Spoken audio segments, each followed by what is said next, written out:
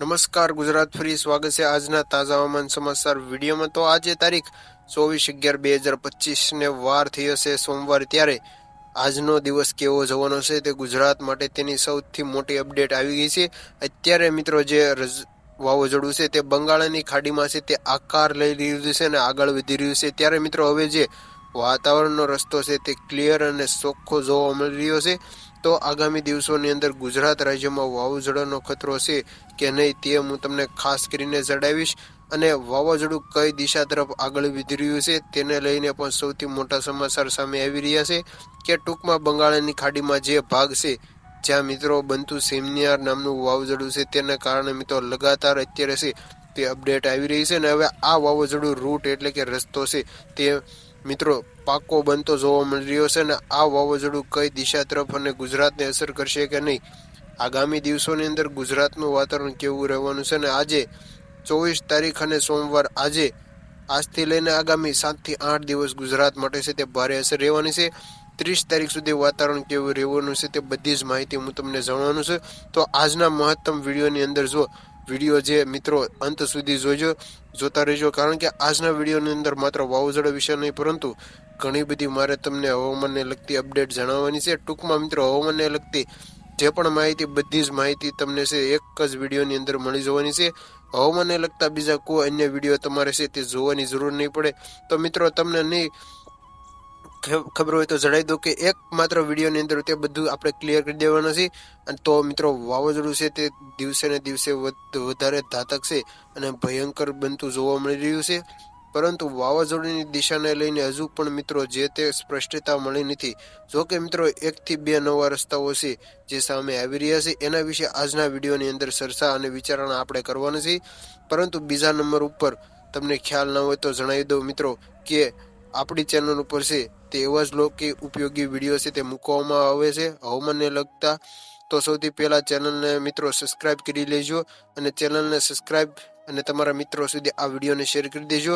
તો આવા જ છે તે વિડીયો અમને પણ બનાવવાને પ્રોત્સાહન આવે। તો ચાલો મિત્રો હવે ટાઈમ બગાડ્યા વગર આપણે વિડીયોની શરૂઆત કરીએ। તો સૌથી પહેલા આપણે લિસ્ટ બનાવી કે આજના તારીખ સાથે જે આપણે વિડીયોની અંદર વાત કરવાની છે કે એક મુદ્દા વિશે છે તે આપણે ક્લિયર વાત કરવાની છે તે મિત્રો સરસા વિચારણા કરવાનું લિસ્ટ બનાવી આપણે વાત કરીએ। તો સૌથી પહેલા મિત્રો તારીખ માર્ક કાઉન્ટ કરીએ તો આપણે આગામી 23 તારીખ અને વાર થયો છે રવિવારના દિવસે છે તે રજાના દિવસે કેવો જવાનો હતો તેની પણ વાત કરી અને તેના વિશે વાત કરી હતી કે આજના વિડીયોની અંદર આપણે કયા મુદ્દા વિશે વાત કરીશું।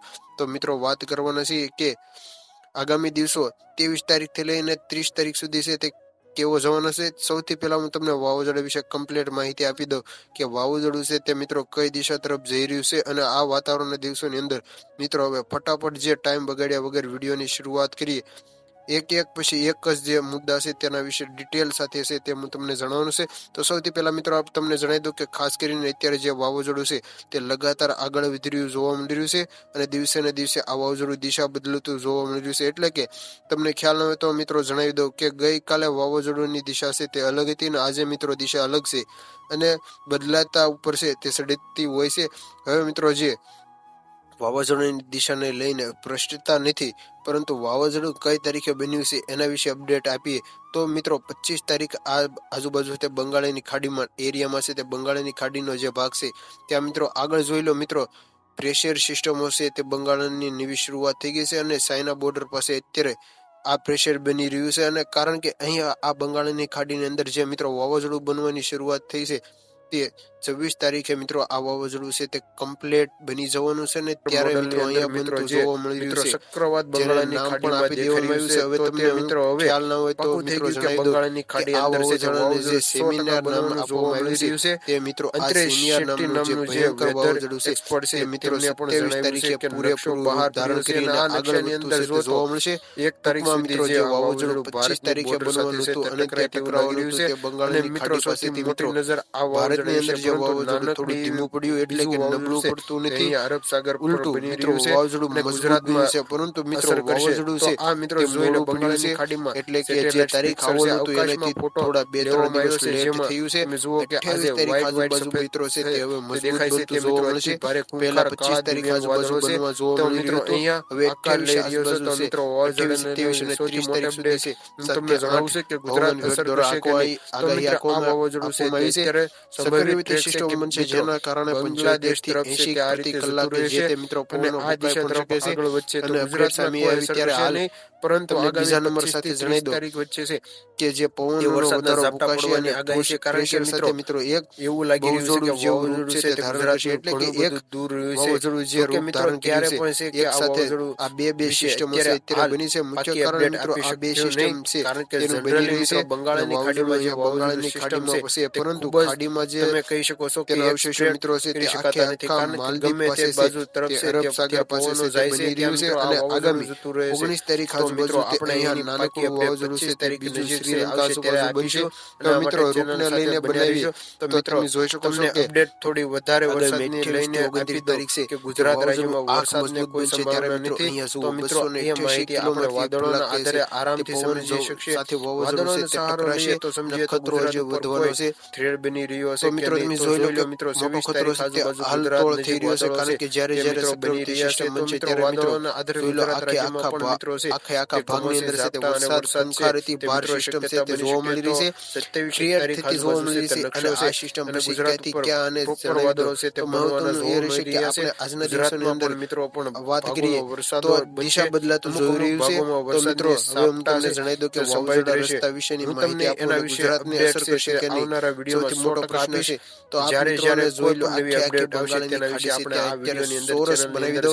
આખું બંગાળની ખાડી અને બંગાળની આડી બાજુ છે તે રૂટ ગુજરાત રાજ્યની અંદર જોવા મળી રહ્યું છે. તે ચાલી તો રહ્યો મિત્રો છે. તમે જોઈ એના શકો છો વિશે કે એક બે અપડેટ આપું. ધીમું ધીમું છે તે આ વાવાઝોડું છે તે ઉત્તર પૂર્વીય રાજ્ય તરફ છે જે જઈ રહ્યું છે. હાલ ગુજરાત ઉપર કોઈ ખતરો નથી. ગુજરાતમાં આગાહી છે કરી તે હતી 28 તારીખ બાદ છે જે ચક્રવાત છે તે ગુજરાતની આખું અંદર ખુલશે. શિયાળામાં ભયંકર ત્યાર પછી બનશે. ગુજરાતના જે તાપમાનમાં નોંધપાત્ર તટીય છે ઘટાડો ત્યાં થશે અને આગામી 23 ત્યાં તારીખ ભાગોમાં આજુબાજુ વરસાદ પડશે અને માવઠું તાપમાનની પડશે વાત અને કરીએ તો વાવાઝોડું આજે કેટલું મિત્રો થશે તાપમાન છે તેની તે સારું અપડેટ એવું ઠંડુ છે તે રાત્રે પૂરેપૂરી પણ આપીશું જોવા નેક્સ્ટ મળ્યું છે. અને વિડીયોમાં. ગઈકાલે આજના રહ્યું વિડીયોમાં તો આટલું છે.